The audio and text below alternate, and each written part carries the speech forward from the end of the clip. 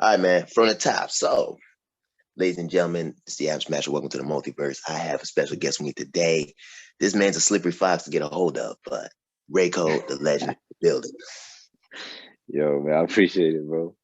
Hey, man, just been kind of busy, but yeah, Of man, I'm glad course. I'm here, bro. Of course, man. Yo, so you surprised us with that 23 project, you know what I mean? So what made you decide to, just out of the blue, just drop it for the people that don't know?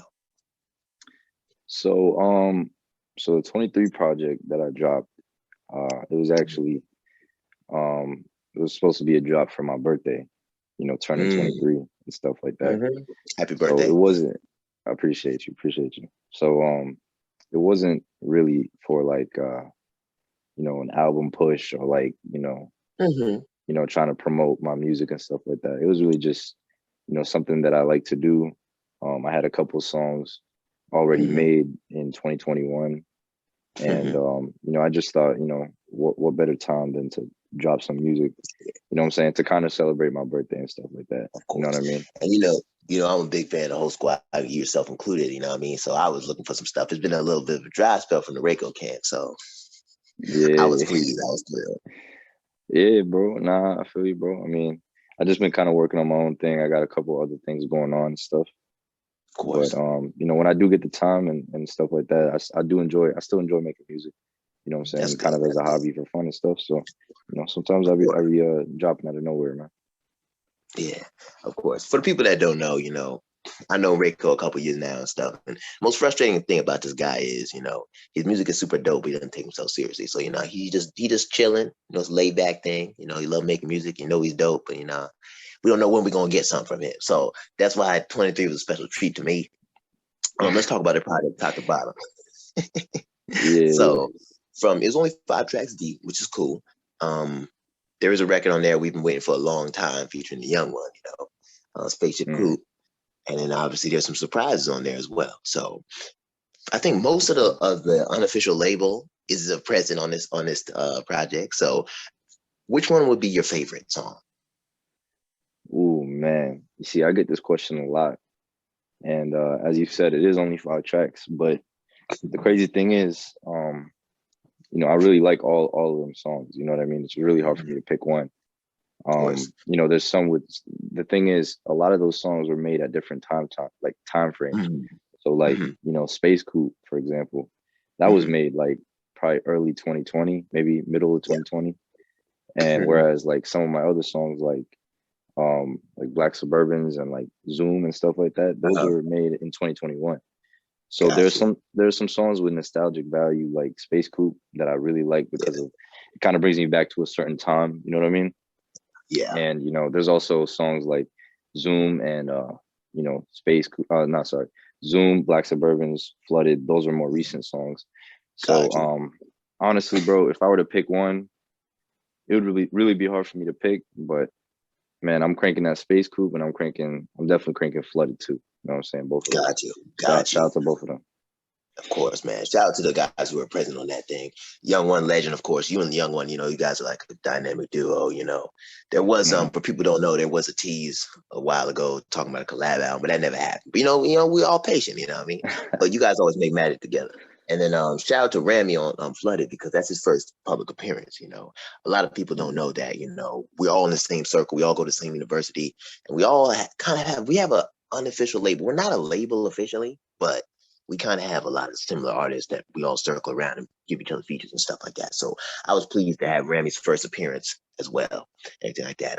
When it comes to the more technical side of this, because you do mix a lot of the artists that we unofficially on the labels sound. You're responsible for a lot of their sound. For people who don't know, you're responsible for the young one. You're helping them mix, Rami's sound and I see Don's sound and your own stuff. From the technical part of this project, which was the hardest song to mix?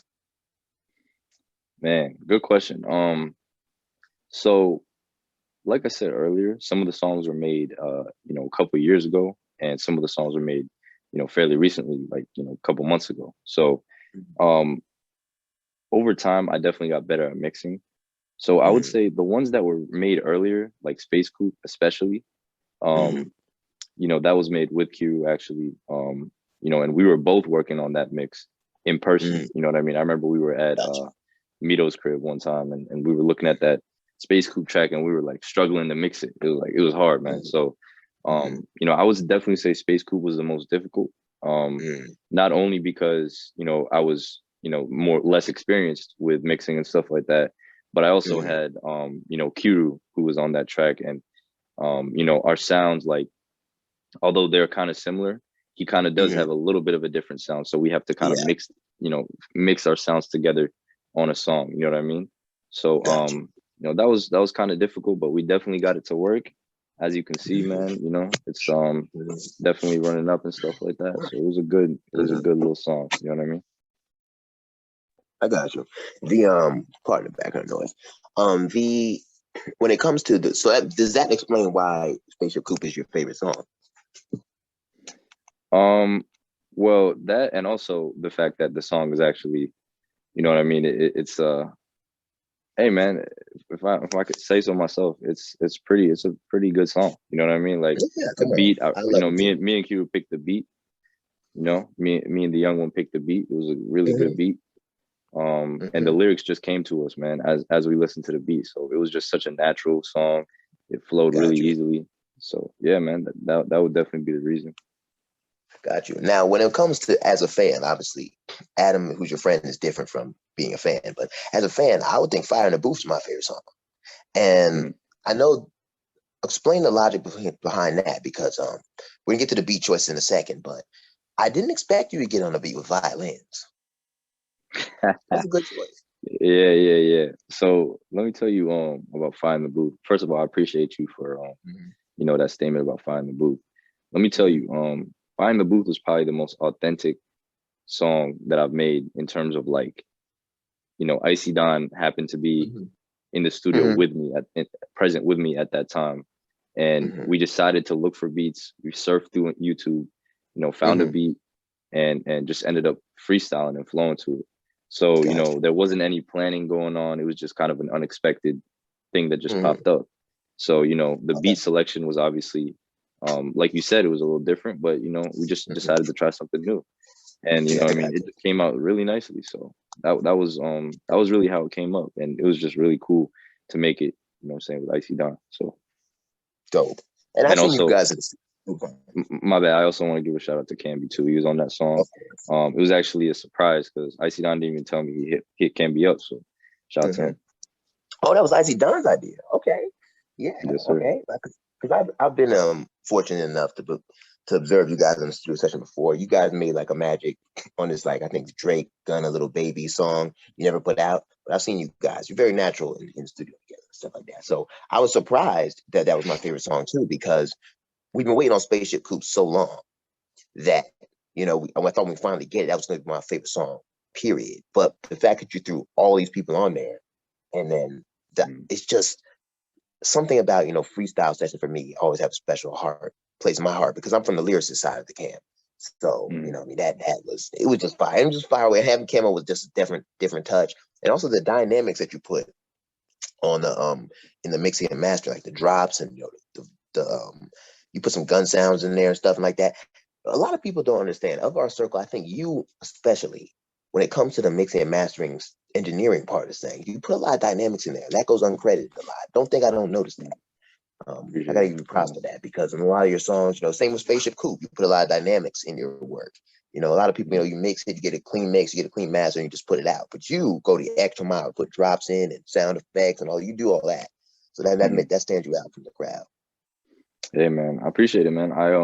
You know, I do you know, like to add some sound effects and stuff like that. I think it adds to the feel of the song. When you listen to the lyrics and things, sometimes it might help to, you know, hear some sound effects that could actually add to the, you know, the value of what you're listening to. You know what I mean? Got you. Okay, let's talk about the production of this album. I thought I can give it from top to bottom. Obviously, I'm used to you on a previous project. Let's Take Two, for example. You still got to put that on streaming platforms. I'm waiting for that too. But I'm used to hearing a certain beat choice from you, because your voice has a certain style. But I'm really impressed with your variance on this, because the beat from Zoom, first of all, I'm not the only one who thinks this. When Paul with the Ladder reacted to your project, that beat Zoom, it was funky. I wasn't expecting that from you. And then you did the violins on fire in the booth, and then you had your typical sound with Spaceship Coupe, but then Black Suburbans was like a little bit more trap style, and then you had Flooded, which was a little bit more melodic. So you did a good range in 5 songs. That's already hard to do, but for you and your personally, what made you decide to vary so much? Well, yeah, for the simple fact that, you don't want to be put in a box. You know what I mean? If you, always show the consistent, sound that you always go for, yeah, it could be good, aesthetically pleasing at all times, but it's always good to kind of step out of your comfort zone, try different sounds, melodies, different beat selections and things like that. So I really tried to, change it up, especially for those 5 songs, because I know that people have a wide range of, music taste. So, if I could hit different types of music, you know what I mean, different types of flows, melodies, and things like that, it could definitely, it could definitely bring some new listeners. People might appreciate it. And yeah, man, it could help, kind of show people that there's like, a variety of things that I can try to do. You know what I mean? Gotcha. Yeah. That's good, man. As far as future endeavors and stuff like that, I know people can't expect releases from you on a consistent basis, but is this the end for you, or are you just going to take a break, or what can the fans expect? Yeah, man, this question gets asked a lot, man. Well, what I would say is, I still enjoy making music. You know what I mean? It's something that I like to do in my free time, to kind of pass the time. Not only pass the time, but it's like a hobby of mine. If I hear a good beat, I just have to hop on it. Of course. But as for the pushing it, the marketing and things like that, I definitely have other endeavors that I'm pursuing at this point in time. I'm trying to get, very well-rounded financially. I have different hobbies that I'm picking up and things like that. And I think with an industry like music and a career like, being an artist, it's something that definitely takes a lot of your time and needs to take a lot of your energy. So I don't want to give people the wrong impression saying that, I'm going to drop consistently every month or every 2 months or 3 months or however it be. But don't expect me to completely stop either. I definitely think, I have some songs definitely unreleased, but I also plan on making songs, like I said, for fun and things like that. And who knows, I might get another time where I can drop just like how I dropped 23. So, it's really just a wild card, but I wouldn't, write me off the list completely.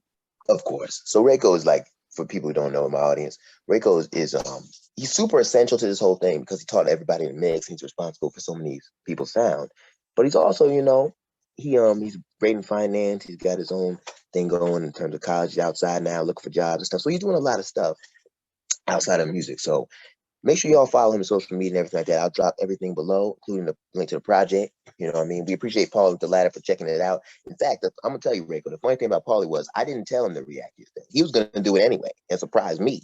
So you got genuine people that love you out here, man. So myself included. But yeah, man. Much appreciated. I just wanted to get this quick off interview for everybody because we did the young one and then Rayko followed up suit. And that usually happens, Euphoria came out and Take Two came out, and then we got Reckless came out, and now 23 came out. So you guys are usually right behind each other. You guys are such a good making magic duo. So I had to get this interview off for everybody. Let get people know who people I'm rocking with and stuff like that. So much love as always, my brother. You know what I mean? Be on the lookout for this brother, man. He's sharp. I know he's very humble, just like the young one, but this guy's super talented. So I don't back people for no reason. Hey, man. Much appreciated, man. Of course, man. I'm gonna put some more money on your books, man. I ain't sent the full care package through just yet. Hey, man, I appreciate you, man, and definitely same goes for you, bro. I definitely want to see more coming out of you. You know what I mean? I want to see you continue to grow, develop. You got many different avenues, interviews, music, and things like that. So keep on doing what you're doing, man. Okay, I appreciate it, man. We're gonna do more work. Y'all expect to hear more from Rayko from my side. I'm not gonna let him off the hook that easy. All right, y'all. Yeah, Assalamu alaikum warahmatullahi wabarakatuh.